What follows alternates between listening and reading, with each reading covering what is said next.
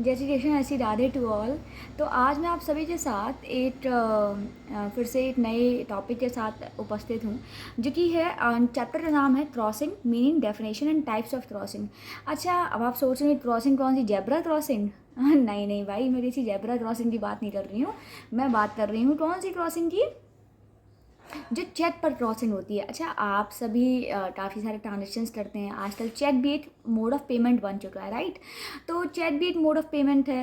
And आपने देखा होगा, चेक को लोग रखते हैं और बैंक में जाते हैं, अकाउंट में जाके देते हैं, पर्सन टू पर्सन देते हैं। तो ये सब भी एक मेथड्स हैं। चलिए, अब हम क्या मीनिंग ऑफ क्रॉसिंग पढ़ें, है ना? चलो पढ़ते हैं। अच्छा, एक चीज़ मैं आपको बता देती हूँ कि जो section 123 to 131A of the NI act 1881 में है ये। तो बेसिकली ये किस एक्ट में आता है? नेगोशिएबल इंस्ट्रूमेंट एक्ट में आता है, 1881 में। ओके, तो 1881 में है। एंड तो चलो आगे पढ़ते हैं क्या होता है। तो हम पढ़ते हैं मीनिंग ऑफ क्रॉसिंग क्या होता है। The act of drawing two diagonal of transverse parallel lines on the face of a cheque is called crossing of the cheque. देखिए, एक बात बताऊँ, बेसिकली क्रॉसिंग ऑफ चेक होता क्या है कि एक चेक है जिस पर टू पैरेलल लाइंस होती हैं। क्या होती हैं? टू पैरेलल लाइंस होती हैं। और बेसिकली वो, मैं आपको और बता देती हूँ, वो लेफ्ट हैंड साइड पे होती है, हमेशा LHS। तो बेसिकली वो लेफ्ट हैंड साइड पे टू ट्रांसवर्स पैरेलल लाइंस ऐसे करके कटते हैं वो। तो उसी को हम बोलते हैं क्या? Crossing of cheque. Okay, in other words a cross cheque is one which has two transverse parallel lines. और क्या है कि ये दूसरे शब्दों में ऐसा बोला जाए कि क्रॉस चेक का मतलब क्या है? क्रॉस चेक का मतलब वो है जहाँ पे दो पैरेलल लाइंस पैरेलल में है, यहाँ पे two parallel lines parallelly draw हुई हैं। तो वो तो हम वैसे भी जानते हैं कि चेक है, चेक पे आपने टू पैरेलल लाइंस को ऐसे ड्रॉ कर दिया। वही है हमारी क्रॉस, चेकिंग ऑफ क्रॉस, या बोल सकते हैं क्रॉसिंग। ओके, या crossing is a direction to the banker not to pay the money across the counter. It means the banker should pay the money only through banker. इसमें कह रहे हैं कि क्रॉसिंग का मतलब क्या है? क्रॉसिंग का मतलब बस ये है कि वो बैंक को ये बता रहे हैं कि सुनिए बैंक, आप काउंटर पे पेमेंट मत कीजिए। आप कैसे पेमेंट कीजिए? आप एक बैंक से दूसरे बैंक तक जाइए। कह रहे हैं ये क्या बता रही हैं? देखो, मैं आपको बताती हूँ। क्रॉसिंग का मतलब बस इतना है कि आप जो है, आप इसको जैसे आपने चेक दी, आप गए, मानिए HDFC बैंक गए, HDFC बैंक पर जाके आपने चेक दी, और तो वहाँ पे क्या है, वहाँ पे जो बैंक के जो कर्मचारी हैं उनको वहाँ पर तुरंत आपको काउंटर पर पेमेंट नहीं करनी है। उनको आपके ही बैंक में, फॉर एग्जांपल आपका ही दूसरे आपने व्यक्ति के लिए रखा है जिसका अकाउंट है एक्सिस में, तो उसे HDFC टू एक्सिस में ट्रांसफ़र करना है। यही जब क्रॉसिंग हो चेक पर, तो उसका ऑब्जेक्ट यही होता है। क्या ऑब्जेक्ट है? कि जो भी आपको चेक का पेमेंट करना है वो आपके काउंटर पे नहीं करना, आपको पर्टिकुलर उस व्यक्ति के अकाउंट में ट्रांसफ़र करना है जिसके लिए आपने नाम उसमें लिखा है। ठीक है भैया? ठीक है भैया, चलिए अब पढ़ते हैं आगे। तो ऑब्जेक्ट ऑफ क्रॉसिंग क्या है? The main object of crossing is to give protection and safeguard to the owner of the cheque. अच्छा, ऑब्जेक्ट क्या है? ऑब्जेक्ट बेसिकली ये है कि प्रोटेक्शन देना है। क्या देना है? प्रोटेक्शन देना है, सावधानी देनी है, सेफ गार्ड करना है, प्रोटेक्ट करना है, सेफ गार्ड करना है। किसको सेफ गार्ड करना है? ओनर ऑफ द चेक, जो चेक दे रहा है। तो बेसिकली, अच्छा, अब आप ये सोच रहे हो कि देखिए चेक जो होती हैं वो बहुत ही सिमिलर होती हैं, चाहे किसी भी बैंक की ले लीजिए, बड़ी ही सिमिलर हैं। तो उन्होंने इस वजह से एक डिफरेंट कर दिया कि आप क्रॉसिंग कर दो। जैसे कि जो चेक का जो ओनर है, दैट मीन्स हम सभी लोग जिनके पास चेक है, वो क्या है? वो प्रोटेक्टेड रहें, है ना? वो प्रोटेक्टेड रहें। The cross check cannot be paid across a counter, but it should be paid only through an account with a bank. ये तो मैंने बता ही दिया। Who may be either the dry banker or a different one. अच्छा, क्या कह रहे हैं कि या तो जो मैंने आपको बताया कि वो जो दूसरा व्यक्ति है जिसलिए चेक लिखा गया है, वो कौन हो रहा? वो ड्रॉई हो रहा, या फिर डिफरेंट कोई भी व्यक्ति हो सकता है। तो उसे क्या बोलेंगे? दूसरे व्यक्ति को ड्रॉई बोलेंगे। Okay, yes. If it is misutilize it can be traced very easily and the fraudulent person can easily be detected. इसमें बोला गया है कि अगर मिस यूटिलाइजेशन हुआ है, मिस यूटिलाइजेशन हुआ मतलब कि अगर चेक को मिस यूटिलाइज किया गया है, तो बड़ी ही आसानी से आप उसे पकड़ सकते हैं और डिटेक्ट कर सकते हैं। ठीक है, अब हम पढ़ते हैं। देखो, दो टाइप की क्रॉसिंग होती हैं। पहली क्रॉसिंग है जनरल क्रॉसिंग और दूसरी स्पेशल क्रॉसिंग।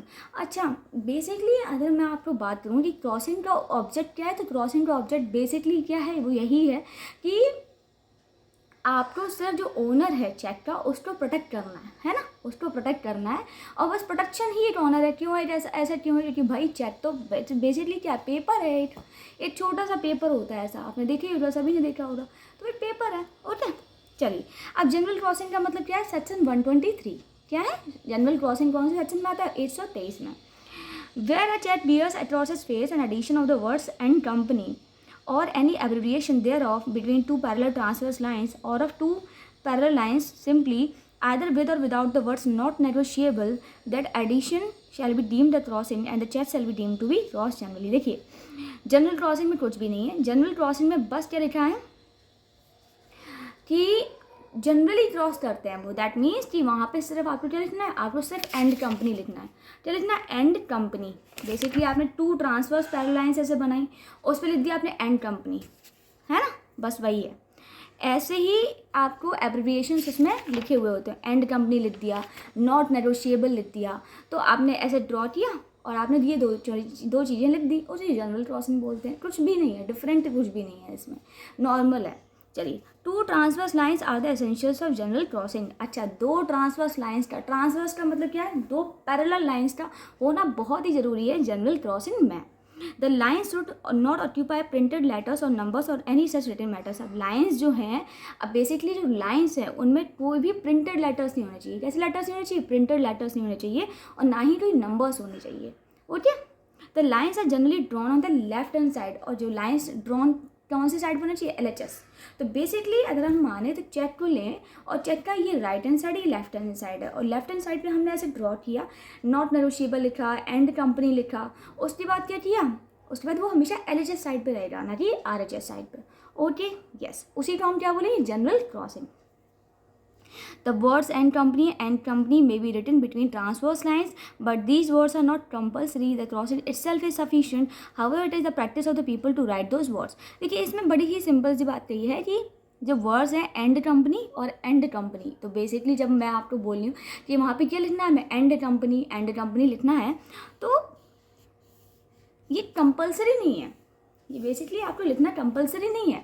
आप ऐसा भी कर सकते हो कि आपने टू पैरेलल लाइंस पर ड्रॉ कर दी, आपको कोई ज़रूरत नहीं है कि आप पूरा लिखो, बस क्या है? एंड कंपनी अगर आप लिखना चाहते हो तो लिख दो, otherwise there is no need of that. The words not negotiable may be added to a crossing, but they themselves do not constitute crossing. क्या है कि जो वर्ड्स है not negotiable may be added to a crossing, but the themselves do not constitute crossing. तो इसमें कुछ नहीं है, इसमें बस लिखा है कि नॉट नेगोशिएबल हम लिख देते हैं। क्या है? उसमें ट्रांसफर दो पैरेलल लाइंस बनाई, जिसमें नॉट नेगोशिएबल लिख दिया।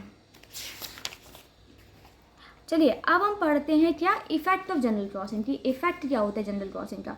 तो इसमें क्या है कि it gives a direction to the paying banker. अब जो देखो, जो पे करने वाली बैंक है उसको डायरेक्शन दिया है कि उसको कैसे पे करना है। तो बेसिकली अभी क्या लगता है, जैसे जैसे उसमें लिखा हुआ है एंड कंपनी, किसी जनरल क्रॉस किया, उसमें लिखा है एंड कंपनी। तो एंड कंपनी का मतलब क्या है? एंड कंपनी का मतलब बस इतना सा है कि जो पर्टिकुलर कंपनी है उसको पे करना है, ठीक है। नॉट नेगोशिएबल का मतलब है कि कहीं किसी और को नहीं देना है ना। तो बेसिकली बस वो है। Section 126 of the NI Act 1881 lays down that when a check is generally crossed, the banker on whom it is drawn shall not pay it otherwise than to a banker। बताई दिया है। Therefore, this type of check cannot be paid at counter. The payment should be made through an account only. Thus, the general crossing gives protection and avoids fraudulent withdrawals। इसमें कुछ भी नहीं बोला है, इसमें बस यही बोला है कि जब जनरल क्रॉसिंग की बात आती है तो क्या है कि इसमें बस एक ही ऑब्जेक्ट है कि एक तो प्रोटेक्ट करना है, किसको हमें प्रोटेक्ट करना है? ओनर को प्रोटेक्ट करना है। और बेसिकली कोई भी फ्रॉडुलेंट ट्रांसफर्स नहीं होंगे जब आप जनरली क्रॉस कर देते हो तब। It is the liability of the paying banker to verify proper payment in proper account. और ये कह रहे हैं कि ये जो लाइबिलिटी होती है, किसकी होती है लाइबिलिटी? पेइंग बैंकर की लाइबिलिटी होती है to verify proper payment in proper account. वो कह रहा है कि आप प्रॉपर वेरीफाई करो, प्रॉपर आप अकाउंट को वेरीफाई करो, right. The payment does not constitute payment in due course.